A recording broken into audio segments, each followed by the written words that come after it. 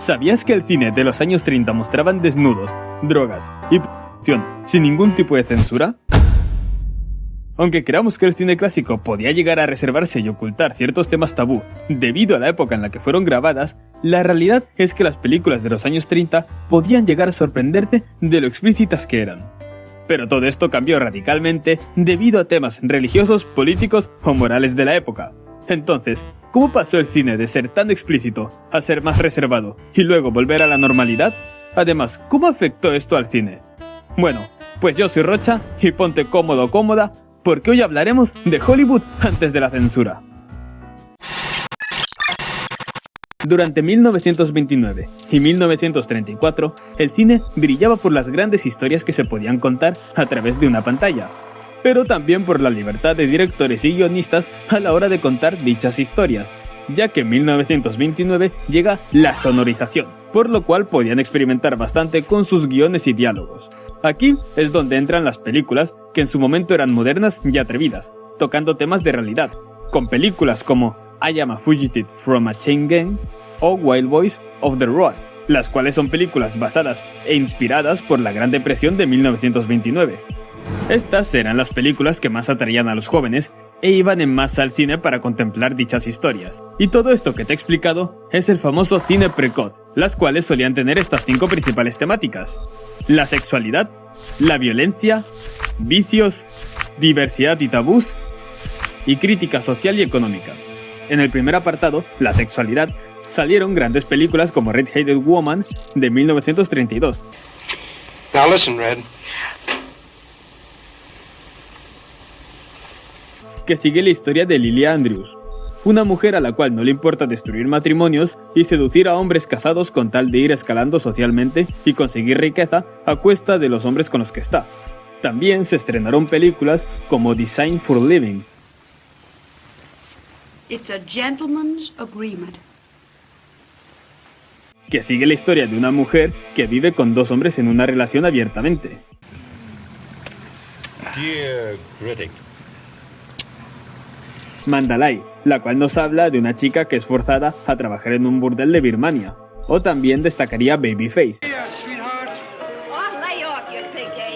que es parecido a Red-Headed Woman, que va de una chica que trabaja en un bar de mala muerte, rodeado de hombres, pero tras la muerte de su padre, se va de la ciudad y le hace caso a un disque filósofo de que tiene que usar su cuerpo para poder sacarle dinero a los hombres. En el segundo apartado encontramos la violencia. Fue la época dorada del cine de gángsters, con criminales carismáticos que no siempre eran castigados al final. La violencia era gráfica para su época. Salieron películas como I Am a Fugitive from a Chain Gang, un veterano de la Primera Guerra Mundial que tras regresar a Estados Unidos busca rehacer su vida y en un giro del destino es condenado injustamente a trabajar en Chain Gang. Allí descubre las condiciones inhumanas, brutales y esclavizantes del sistema penitenciario del sur de Estados Unidos. Y la película es una brutal crítica al sistema carcelario con escenas de tortura y trabajos forzados. Y mi favorita de todas, Scarface de 1932,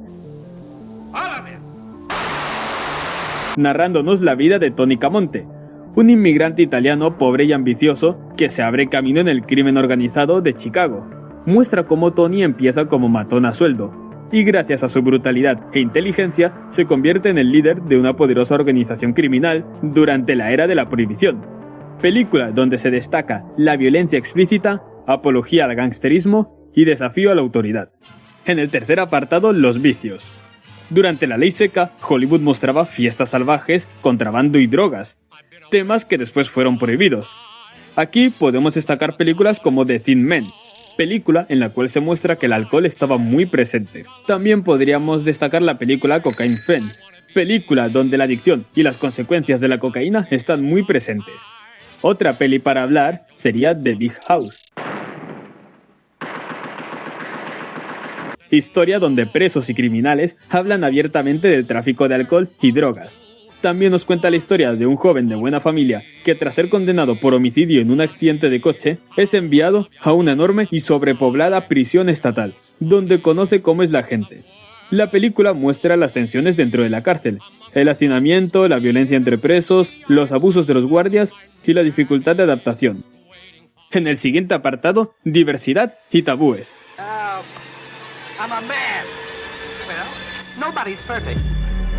La homosexualidad estaba muy presente de manera abierta o insinuada, al igual que los roles de género invertidos, hasta que fue prohibida como perversión sexual en 1934. Películas muy destacadas en este apartado podríamos hablar de Morocco de 1930, una historia que sigue a Amy Jolie, una cantante de cabaret europea que llega a Marruecos buscando un nuevo comienzo. Allí conoce a Tom Brown, un legionario extranjero. Entre ellos surge una atracción intensa, aunque marcada por la desigualdad y los obstáculos. Esta película fue fuertemente criticada, ya que Marlene, vestida de frac masculino, canta en un cabaret y en un gesto audaz besa en la boca a otra mujer del público. Más películas para este apartado podríamos destacar a Queen Cristina. La película está basada en la vida real de Cristina de Suecia. La historia sigue a Cristina, mientras lucha con su deber como monarca y su deseo de vivir según sus propias reglas. La película sugiere que Cristina siente atracción no solo por hombres, sino también por mujeres de su entorno, especialmente su confidente y dama de compañía.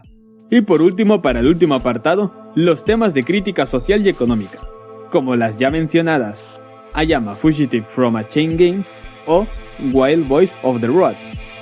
Aquí podríamos hablar de The Match King.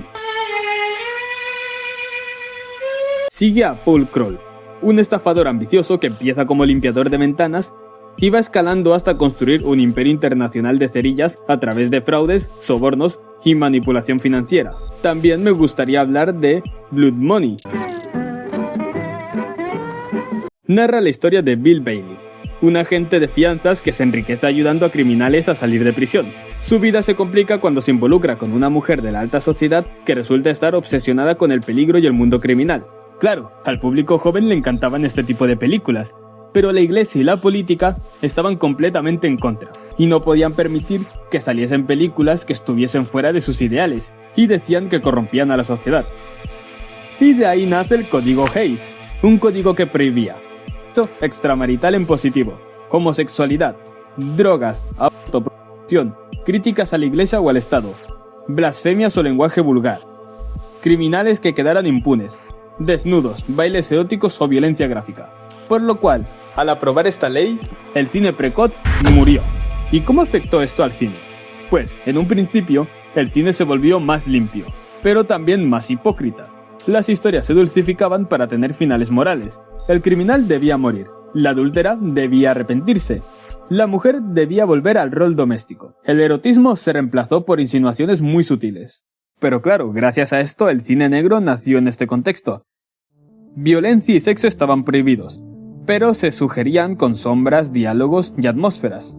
Los ejemplos más claros de este cine son It Happened One Night, comedia romántica sin sexo explícito pero llena de insinuaciones.